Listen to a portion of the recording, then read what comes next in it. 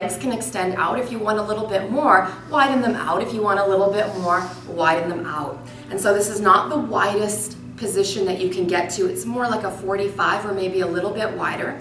And just gently start to walk a little bit forward and see how you feel. I definitely have tight inner thighs and hips, and so I feel it already flexing up through my feet, getting into different areas that I normally don't like to stretch, to be honest with you. So this is kind of an uncomfortable pose for me. You might find it a little bit easier for you. So you can start to lay your chest down towards the floor, keeping there to be a little bit of a softening through the breath, right? So it's that inhale, come up a little bit, and exhale, come on down.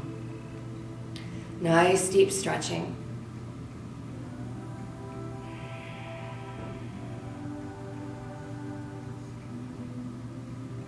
Yeah, very nice. This feels so good. Oh, I haven't been in this pose for a few days, and I can definitely feel that. As you start to walk yourself all the way back, you can take your right hand onto just below your knee or your ankle or all the way down to your foot. Lean back as you inhale, up your left hand goes, and do that side bend over towards the right side. Just getting in the whole side body. I love stretches that we open up through the rib cage. So good for breathing. And so as the more we stretch and open that, we find that we have much better lung capacity. So you're coming over, feeling that stretch, feeling good. Then inhale, open up those arms. Let's go over towards the left side. And you can always pause this video at any time and hold these stretches for a little bit longer if that resonates more with you. So you can roll back through the chest, lifting up a little bit further.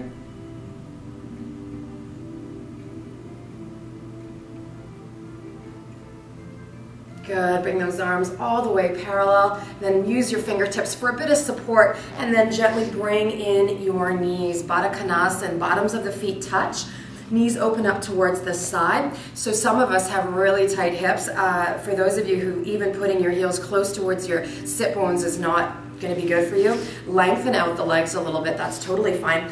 Otherwise, let's hold on to the ankles and gently press your elbows in towards those knees. Tucking down through the chin, lengthening your heart a little bit longer.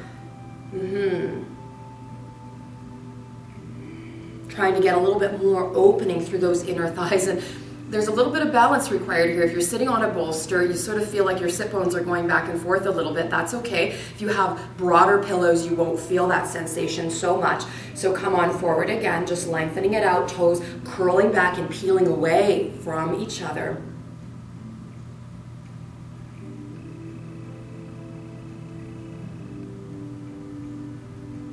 Nice, and then roll yourself or come all the way up, bring the knees together, lengthen out the legs. We're gonna come right up off of the bolster now, pressing the bolster into the low back. This is a bit more of a heart opener, helps through the low back, opening up through the belly with digestion as well. So roll yourself down. This is where you might need a block or a blanket. You can place the blanket behind you so that when you come down, you have your head resting on the blanket if that feels good. If you need more, of course, put your block underneath and then put the blanket on top so that it's not so hard on your head. Opening up through the arms, let the legs go wide. This can also end the series where you can just hold this pose in your Shavasana. Maybe your eyes close. The heart softens back into the bolster. The legs completely open, but you're really focusing on breathing in through the diaphragm, letting the body expand a little bit more.